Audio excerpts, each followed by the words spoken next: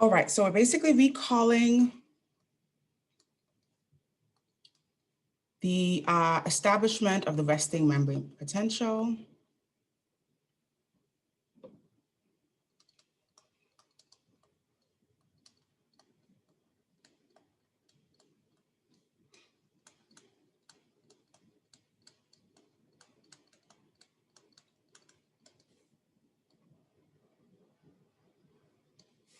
And so we'll first start off by looking at the cell here.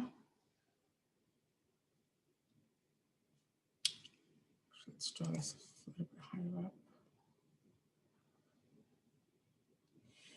And so what we're referring to here, just bear in mind, is we're talking about a neuron. And just this is what a neuron looks like. So we've got our neuron. It's got more positive charge on the outside at rest and more negative charge on the inside at rest. And so that brings us to negative 70 millivolts. And so we're really talking about how we get to this place. The first thing we want to establish is that on our cell, we've got the sodium-potassium pump. So here's our sodium-potassium pump, really important to establishing this resting membrane potential. Remember, 20% of it is directly owed to the pump, and then 80% of it is going to be indirectly as a result of the pump.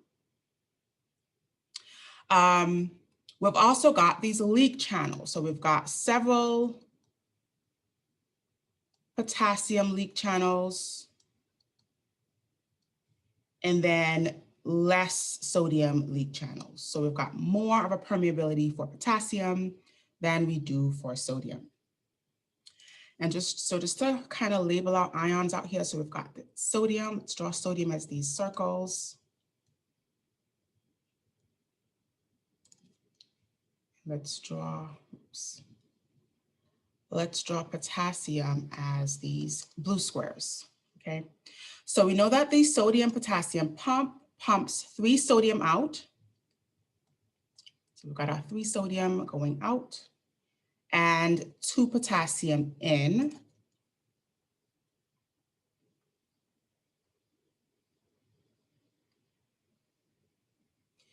And so after the sodium-potassium pump has begun churning, we start to establish relative ion concentrations. So we establish more potassium inside the cell.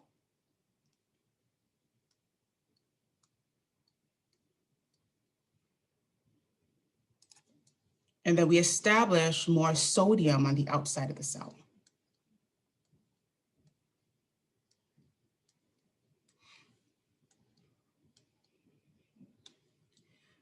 So let's make a note of the sequence of events here. So the first thing we mention is that we have a higher permeability for potassium, and I'm going to represent permeability with this large P, and then the ion that I'm referring to. So the permeability for potassium is greater than the permeability for sodium. In brackets, I'll put 25 times more, right? We know that there are 25 times more potassium channels on the membrane than there are sodium channels.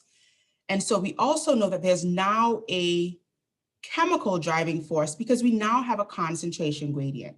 So the sodium-potassium pump begins churning, it's pumping sodium out, pumping potassium in. Remember, because 3 sodium are leaving, sodium is positively charged, 2 potassium are entering, we have a net more positive charge leaving the cell than what's coming in. And so that begins to establish the chemical gradient. And so when we look at the chemical driving force, we see that sodium wants to move back into the cell according to that gradient. So the chemical driving force for sodium is going to be into the cell, whereas the chemical driving force for potassium is going to be out of the cell.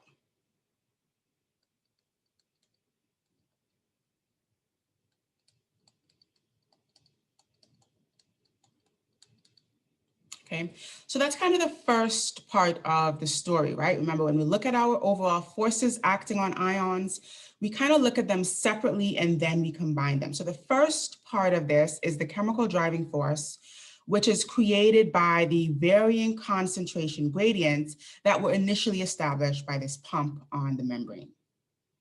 So let's just draw our arrows here to show those forces. So we've got potassium wanting to move out of the cell.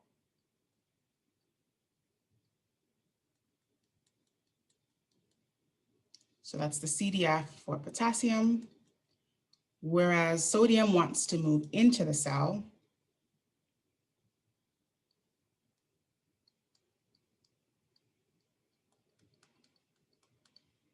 And this is the CDF for sodium. Okay, let's now consider the electrical forces. So the third step here is that we now look at the EDF for both of these ions. And I want to establish clearly why we end up with a negative environment. So this is kind of the second part of the equation, the indirect 80% with which the sodium potassium pump indirectly contributes to that resting membrane potential. So now we've got a gradient for potassium to diffuse out of the cell passively according to its gradient, and for sodium to move into the cell. But because we have a higher permeability for potassium, more potassium can leave than sodium coming in. And so again, we see a net positive charge leaving the cell. So there's a higher positive charge leaving the cell through the increased potassium channels than there is a positive charge coming into the cell through the decreased sodium channels. So essentially, we've got more positive charge leaving the cell, leaving behind this negative environment. And so we create a negative inside the cell and then a positive environment on the outside of the cell. So I hope we can see how the pump directly contributes to the gradient by pumping more positive charge out, as well as indirectly contributes to the resting membrane potential by facilitating the movement of more positive charge out than what positive charge is coming in.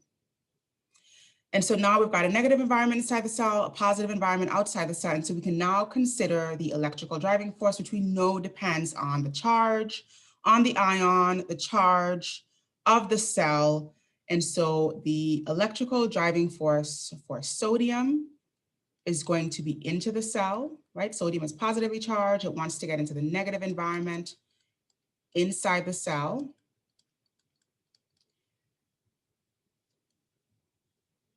So let's reflect that here with a second arrow.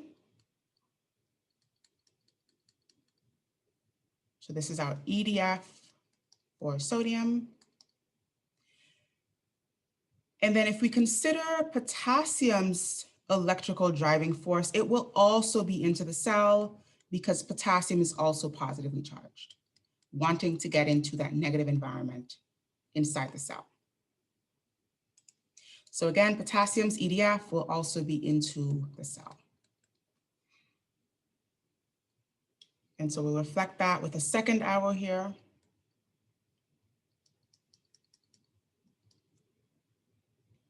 And so this is the EDF for potassium. And so now the fourth step is combining those two forces, right? We talked a lot about that algorithm, what we do when we've got two forces acting on a particle.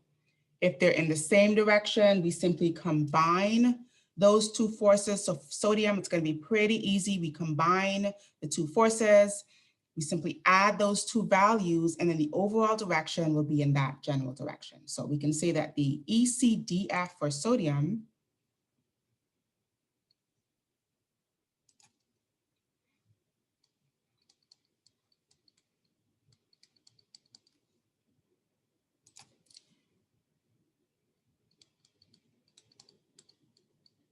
is going to be a stronger force into the cell.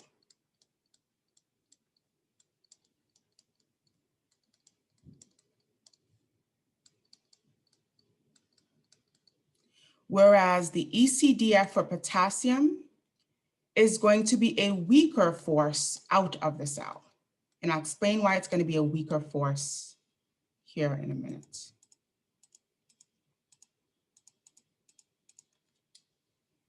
So this is going to be a weaker force out of the cell. Okay. And the reason it's going to be a weaker force is if we look at the separate forces acting on potassium, we've got a CDF out of the cell, an EDF into the cell. And if you remember back to that algorithm, if our forces are in opposite directions, we're going to subtract the smaller force from the bigger force. And then we're going to take the overall direction to be in the direction of the greater force. And so again, thinking back to the rules of that algorithm, in order to figure out which is the bigger force, we have to now look at the membrane potential and compare it to the equilibrium potential. So the equilibrium potential for potassium is -94.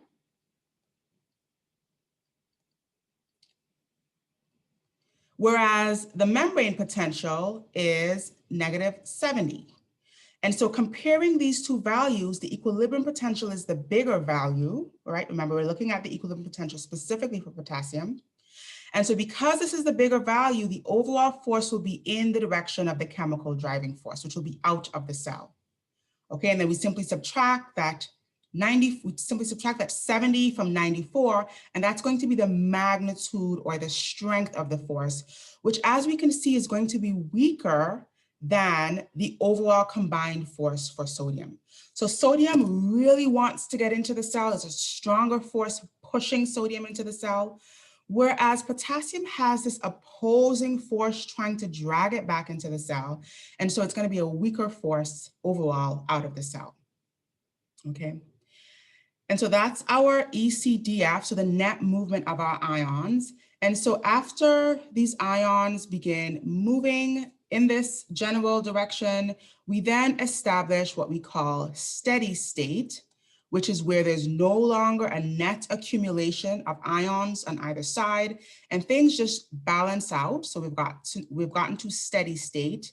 And at that time, if we measure the membrane potential, that is how we arrive at our -70 millivolts. Okay. There's one point that I really want to drive home as far as the equilibrium potential. So I got a question that was really interesting, and it asked whether or not both ions could be at equilibrium, and the answer is no. Remember, the equilibrium potential of an ion is when the membrane potential reaches that value, and so there's no movement of our ions because the forces themselves are in opposite directions and they cancel out. So both of the ions are trying to get to their equilibrium potential, but because we have to take both ions into account, neither of them will actually get to that equilibrium potential. Instead, the cell is going to settle on a value that is shared between both of those equilibrium potentials. And so -70 is kind of the middle ground between sodium's equilibrium potential and potassium's equilibrium potential, but it's closer to potassium's equilibrium potential. And the reason is because we have more potassium channels. So potassium can move more freely across the membrane. And so when the cell is at rest, the membrane potential is going to look a little bit more like potassium than it will look like sodium's equilibrium potential. Okay.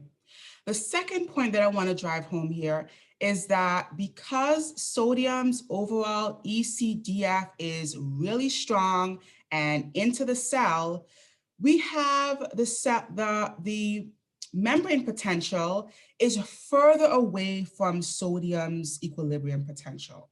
And so the force to move sodium is going to be stronger because at rest, the cell is really far away from potassium's equilibrium potential. Whereas that was for sodium. Whereas for potassium, because the equilibrium potential for potassium is negative, it's also closer to the resting membrane potential. The movement of potassium is going to be less aggressive because it's further away, because it's closer to its equilibrium potential than sodium, for example. Okay. And we'll go ahead and clarify that a little bit more on some of the upcoming slides, but I really want to point that out here as we look at the overall ECDF for potassium.